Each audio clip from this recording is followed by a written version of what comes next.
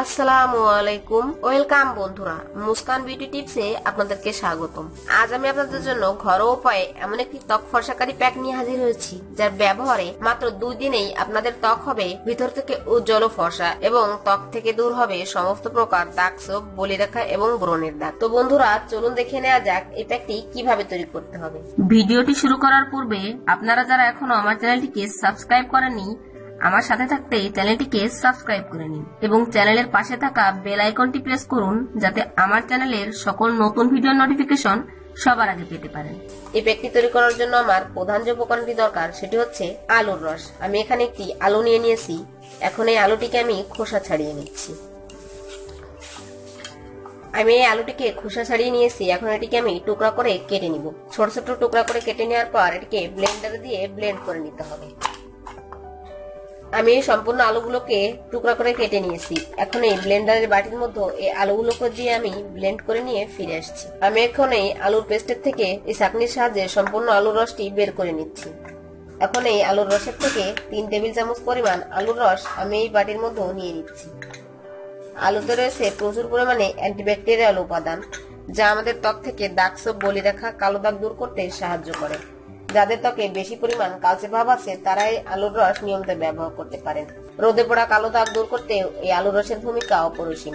এখন এই আলুর রসের মধ্যে দিয়ে দিতে হবে 1 টেবিল চামচ পরিমাণ হলুদ গুঁড়া। হলুদ গুঁড়াতে এমন কিছু অ্যান্টিব্যাকটেরিয়াল উপাদান থাকে যা আমাদের ত্বককে ক্লিন করে। ত্বকের ভিতরে যত ধুলো ময়লা থাকে তা বের করে দিয়ে ত্বককে ডিপ ক্লিন করতে এই হলুদ গুঁড়ার ভূমিকা অপরিসীম। কাঁচা হলুদ বেটে যদি আমরা আমাদের মুখে অ্যাপ্লাই করতে পারি, সেটি আমাদের ত্বকের জন্য অনেকটা উপকার বয়ে আনে। এরপর এই প্যাকটির মধ্যে দিয়ে দিতে হবে 2 টেবিল চামচ পরিমাণ কাঁচা দুধ। কাঁচা দুধে রয়েছে প্রচুর পরিমাণে ল্যাকটিক অ্যাসিড।